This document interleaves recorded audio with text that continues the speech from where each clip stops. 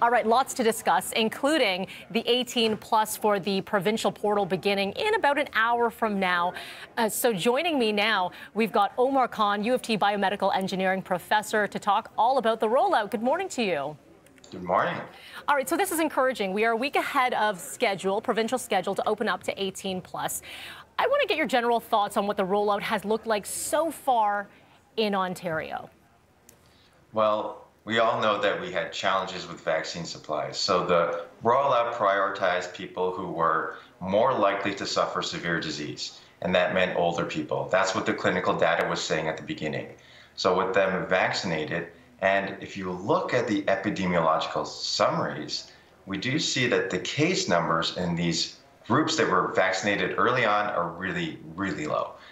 But we now still have the biggest group, and that's really the 18 to 29s. They represent the most number of infections we have. So really getting vaccines to them after they've waited so long, it's really important.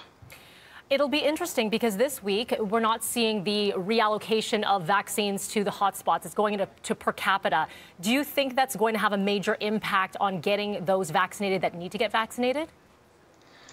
The other side of that is honestly having people scheduled in and knowing when their vaccine is. That has some value to it, right? If you have pop-up clinics, those are great. One of the challenges is that you have these really long lines, and we really want to avoid that kind of aggregation of people. So there's plus and minuses to that. Also, we have to consider people who are outside of the hotspots.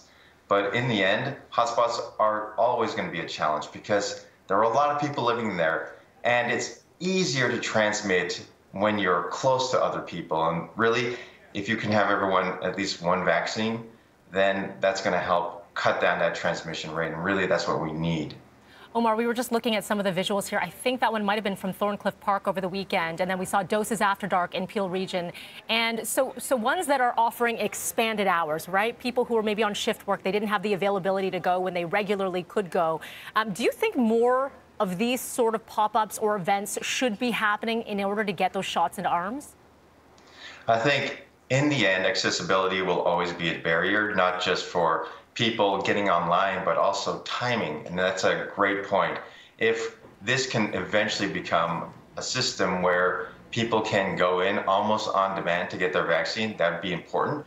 There is some challenges though, because remember, a lot of these vaccines are multi-dose vials. So if you open it up, you really want to make sure you're using every single dose in that vial. And in some cases, if you have people coming in on demand and you open it up and then you wasted 5 of the 6 doses because no one else is coming in, that's a problem. And we know that vaccine supplies, it's hard to come by sometimes, so we want to make sure it's all used. That's why scheduling can really help.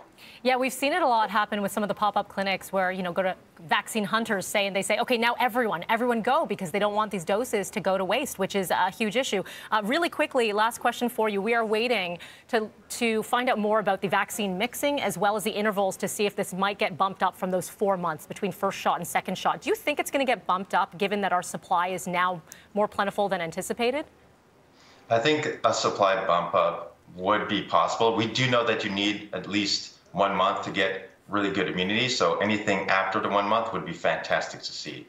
But in terms of the mixing and matching, we're still a few weeks away from that data because we really need to see all the blood work and to show that you actually get a high quality immune response. And again, that's going to take some time to see that data. Yeah, I think we just do not want any doses to go to waste. We know there are some sitting here with AstraZeneca right now in the province. Omar Khan, some great information here. Thank you so much for joining. Take care. You too. All right, 7-11 is what we're sitting at this Tuesday morning. We're over to Dina and Sid. Hey, guys.